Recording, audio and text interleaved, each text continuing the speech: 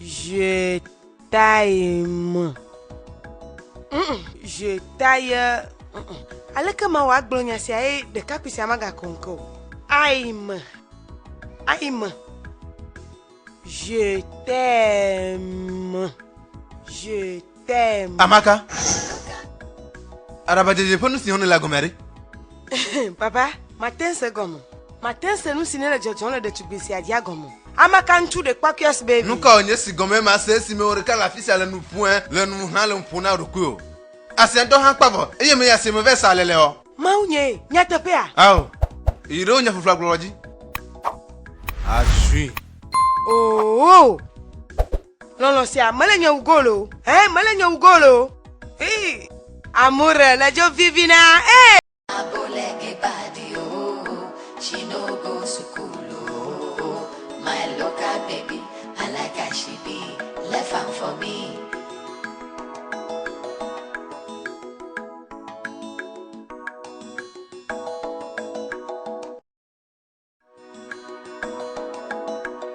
They say she no fine, she no sabi blow grammar, but it no matter.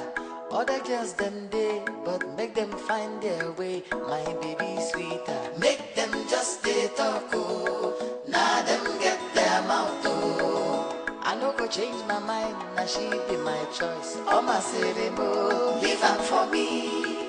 I like her. Eventa. Bena sonyiku. Nini be de o patala gbe anu fufulusi okata mate no mo vamo. Ma ugan kan nya gbagba si okata meje be ma chokla de visi ale wa gun ya.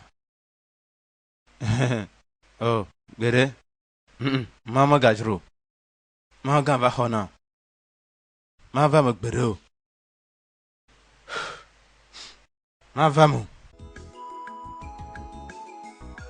bébé ne mo buwa ma kuzirka na de que maman ne clodomo anyo wenye clovo mi akune mi avede son le kuode chobo ma da sile no ntu buwa do la fisia Alo enye lolo a. Enu enye matana lelo. Manya signal mele alo mo hodni so ya Nye nywelo. manya signal mele la Mo hoji ose. Ela benya. Amaka ntu. Menye bena. Nanye be le gblem dia.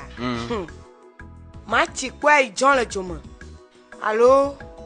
Ma achoka denye ve kwa makuda. awo yemele ogloga daro seta mele bona wudukyo esia Ne kanajia. makanda ji Anyo. Ka Abuja ba jenoma. Mangala mnya domo chaka gea. eji amakanchu The Quackers baby. amakanchu The Quackers baby. amakanchu The Quackers baby number 1. Ebe photocopy malio, nyevo malio. Original de Kakweli.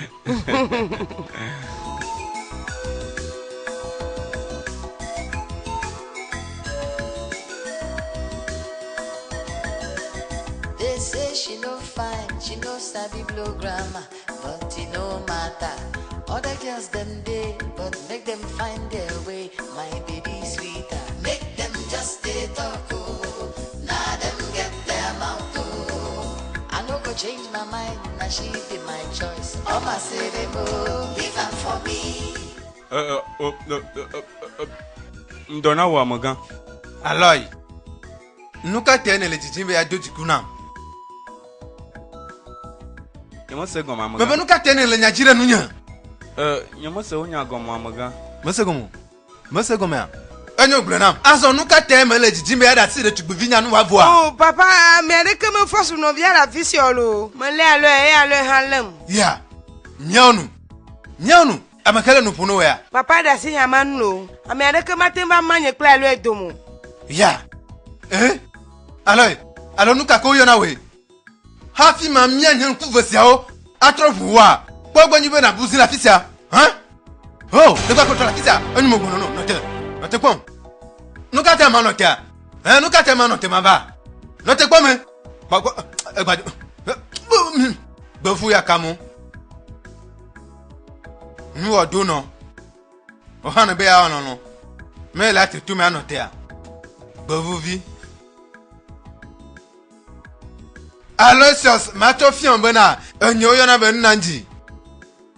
Macho nande fianwa, mangule be kabalo wa gbomo. America mama manam, yo gano na gbele nchi papa mo. Aloysius, ne manda si le vinyam nan kpo wa. Manna bena agbe la sese nonona o. La gble bena ne de nya. Bevu vio. Nuka onyo. No tiaro. Alesi mi dun kuma mo tsunami hado wa. Maka kla we dun pe. Ni bien gala. On to mo senya bo si o to gro na fifi la ya. Esi ata. Nusi ata ene wo mu ne ma abegbon tu si ne la si din gbon no ene a. Na si gbon le akon. Kas de kanye klo mi le azon. Aleko. Ano dun pin. Ya ha tonye dun pin. Anyo mi da machin will. Ne kwanu si school ma denana. Para we maka ton juju fifi la yo lo. Anye si ono na juju no na chadi le ju kwabli bu akata me a. Data wa de mo kwa. Ba we hon ye so fami jo de nkwa. Mi jola. Jujon ma wa be de vie ne.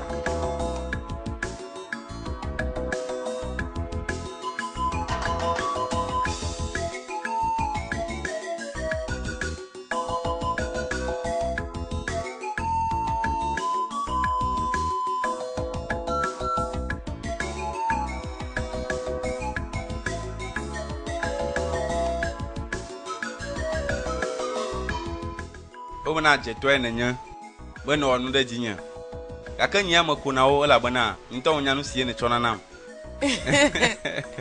Nenya de nu sie mo chona na wa c'est du charme amour plus amour nu si anu amaka ne le glen dare de ko ma jaraba lo ma mi onye nkwe ma kuzirika na le npo ma ba ma si po susu mo le don nyu ne nyelo no nya no sie ne juna sogbon nu si anu sile nu wa dona jijona ya do yin to ha juna bana makplo ide nya pome ena no afima kekesia zambli wakata na no gbanye maga joko evo joya pome enyo va pome na le jibe ma no igbon keke kata on to na nya nu si na o manya ga kana kwa gare kama la sinyo na de gala sinyo vivi la ya ma o tanu zirika na ba no gbanye kwano nyapo nyasi ukata gbon le maga tenglo maga hanu aloi maga hanu nesia egalava nyeto ma bogadina o eye na otanu ma ve chigbo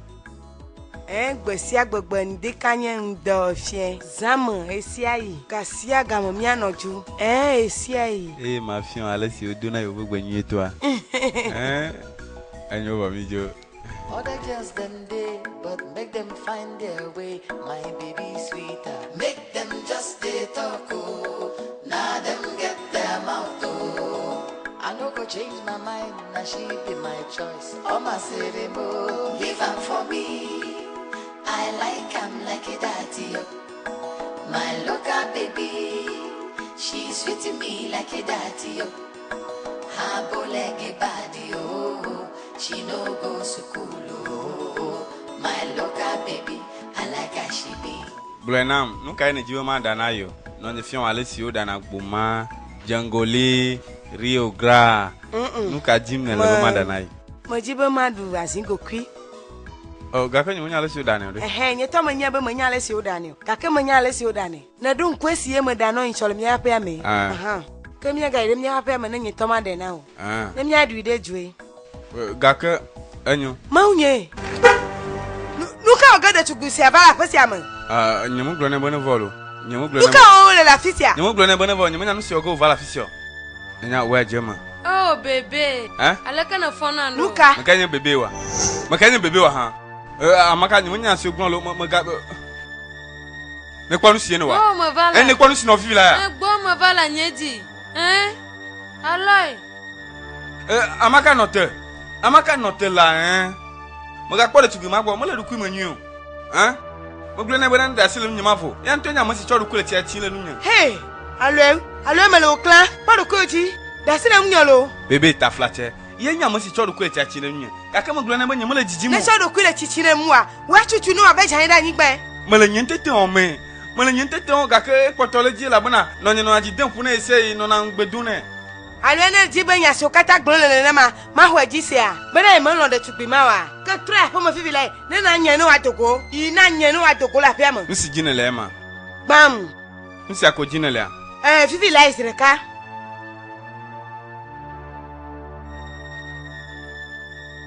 Uju neva alaka ne fondo mama ma fonye afika vinya de aga kloko podi mado mapo a mama ekpo me gaka mo cho de kele mo namu maga hanu ala tro bova do kwima we ajiba no nyi nesia ba no anyi to nyama va gwo kwa ma de mo namu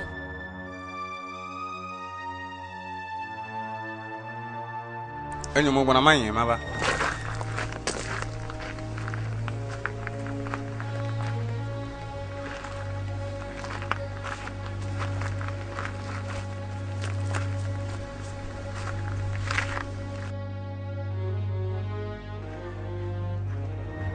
Uju, nous si no feel la pe gomode. Nka pe goma. Bora, nka le fudana o. Sikijile nfuna. Nous si no feel la pe gomode. Nka pe goma. Anyo ke munya si gomole wa. Nous si no pe gomode. No, alon dogola pomna. Ta fla chenka. Mamba dogola pomna fi lai. Aloi. Nela nyanya ba ma dogole pa po mo de kopo vi podi mata. Sukulu ma de la bobo ma. Uju, Nendo jila hia vi nyalo to adun le nyankume a. Uju nka le fudana nka tutu le fudana o no te kwam ale nka onye enye mala onu ono gomo sankro ale magona mama de kuku maga ko afala pese amaka maga ko la fisi aka aloi nka onye le fudana o nuka le fudana mo nuka tene nye ojo mama ponye winya fisia mati nyamo se mosimujia aloi nuka te honkwo gbanle a nuka te honkwo gbanle a male nu poma nuka ta nyankwo gbanle nye male nu pom mama male nu pon mo chanye no to avo aloi vodada ke mo elele nu si okata okplan kene de tuguvi sukulu ma de la mata ene ya oju ojo a mama mo kpoto le gun na o aponye winya fisia mati nyamo se mosimujia dogo won to ha na lema aloi enye nto ha afa kenyi wa afa ya afasia block ikpeneni alo simiti akune ni ene plechova asime ole hosi atu mama tonye papa nya afasia mga nwebo enyire kape ko ni vinchu na tonye ese tamodu totete we ma nya mo se mo simija togo won to hanele mo elebe nu wa pe o enu ne pe o vinya ha o mododo le tugamada ayo le don le gapon wala le kopo afisia le odu klo kopo mo bede tugwevi mado de tugusi mado chomo ha amasi mo de suko elebe nu wa pe o le yan uju ojo de tugusi tonele do kwisi nwire ayi do nwire ha le si le tugamo le yan ojo de tugbi kopo vi mata amasi mo do chomo sukulu madela mama nele nye juo la bana do la sinyowa mama nele nye juo la bana do kuma la sinyowa lo dojo la siwa enyu tukara molio molwa maka na de kuma li na tin wakure nya senu na de kuma li mate wakure nu alo mema enyu ne gbe le nyan kuma gbe hafi na de tugbi ma le nyan kuma gbo ajo mama ne nyebe game so a na nya mo si tore nya fosia mia chokora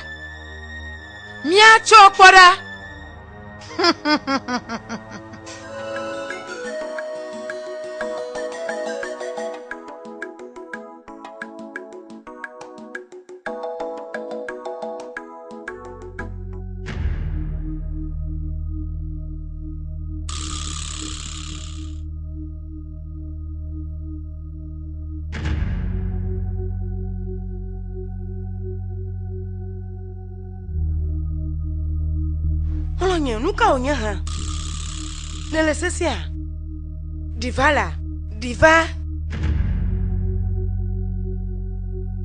nuka le fudena o nele sesia nuka le jojo nele nwia mo pe nto ojú pe fule pa gbe mo nuka onya ha nuka onya me ya lo ifa pe mo alo ichopo nyan dogola pe mo nusi akata de tugbe fuji ma si ola si jimata ewo nene ma ewe eye manye jible wono de ne nye be mo fuju habite de nyagbe a mo fuju to habite dogolo apapa ma eye nyaka ino aglo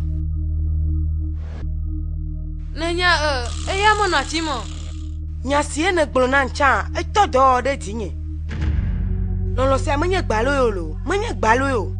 Anye be de tugbisi azana de lejie. Ye ma gblo blo. Oh, nu se amale jojo mo, nu se amale jojo na jinyo. Enya udua. Enya udu. Enya de tugbi gansia. Enya udu si eju don no la gagan en senateur gagan le titi ba ma komne yo apo a. Nkoko gbalu lo. Ifoma ne kpo de tugbi ma tunu pe le kopo si ama. Ma chaka fa gberenu. Mana wa nyenye bana nyo yo na bo udu. Udu Abuja to me de kama bana hanyo. Enyo ne mala. Tanyele titi me ya wo. Ne mi afia mi eto ji. Mole komo somo le bon tana konu si aloi wo. Body va mi agere ho amada. Mi chola, mi cho na jibe ajo wo edoko e ha. Ese onyenye kwa magavon.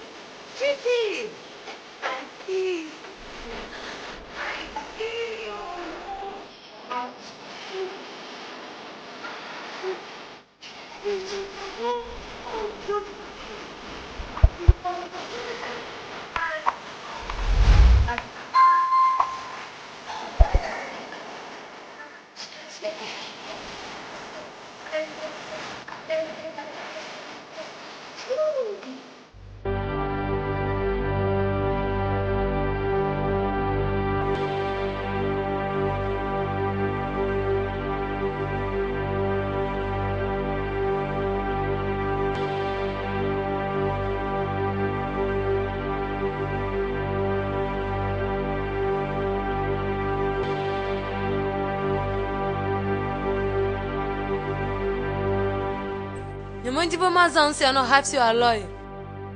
Ntu de kapesi mo lovanvan. Kaka fisi odo ya lebe mazen. Ma dare jinyo po. Me nyembe mo le dadagare jinyo. Ma jibo na lina. Ma jibo na wanyenye de katonya. Ma jibo na odoreje sime mano pone. Nanu walon.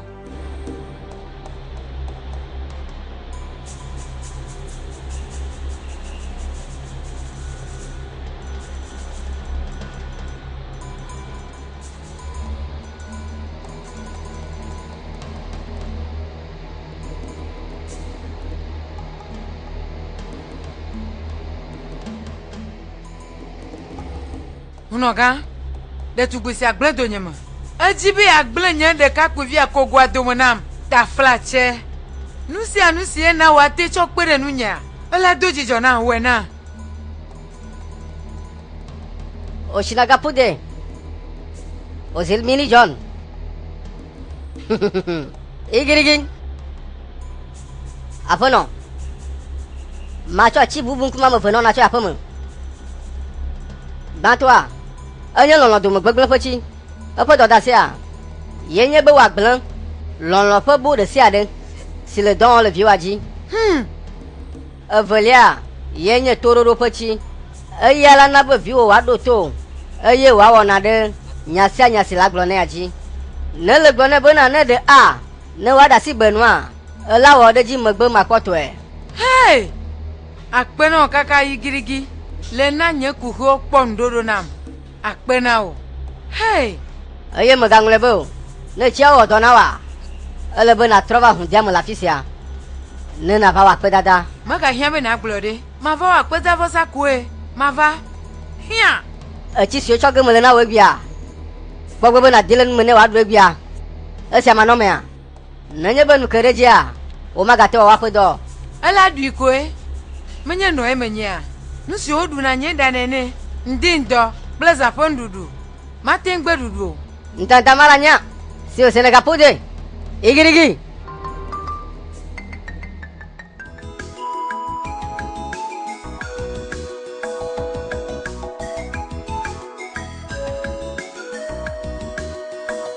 Aloy, ne la première. Mo va bana ma po. Mo ji ba ma no gbo he na yi ya de. Afrika na cho wa pete le yi. Nyonya no sinale susu mo nawo. Kaka mo khosere mabje mo nyebala vonu nyekoe. Ta flache. Nya sina gula po gomone. Uju. Mo nyebe na le koko de mo gbona wo afisa fa baba. Yento mo le kon na le koko le susu mo no hafi ne va gonya la fisia.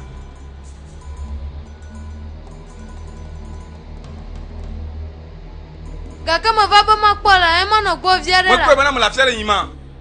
Mo ko bana mo la fiere ye gan le jijinu ma. Enyo. Aloy. Mukale Jojo. Alors tu blesses à Dandia. Martin va mourir.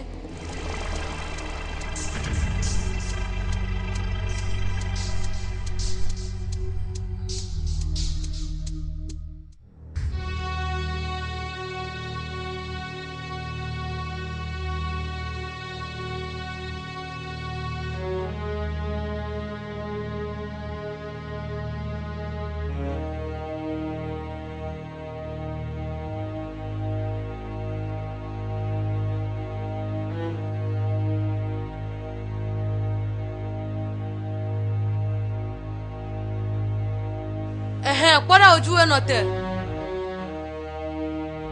Ta flate nyene le mapuna. Oh, awo maguchi amele mpuna. Nusi ne le tamia. Le nyate femia. Alolo utanto. Ne salu dudu si agomia.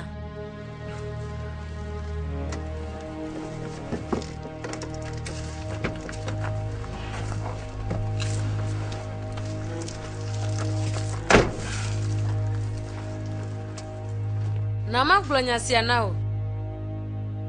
Nye klo mi mala dupo de kana gbe o. Nya de tu gbe ju talama nye.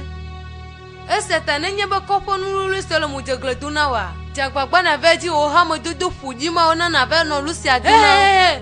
Notelo. Nye jesi onye le kopo siama. Nye jesi onye de atio. Plon to ha o jesi o. Onya nu sino na la buja. Bora ngozi alo nu kaka oya na we. Ma jesi nye o. E na ma glonya tepona wa. Matenya nu si ojo Abuja tonate o. Amasi dena hakple junya glola o. Veji o ha mo dodo. Terukera galalo enu. Matro glona terukera galalo enu.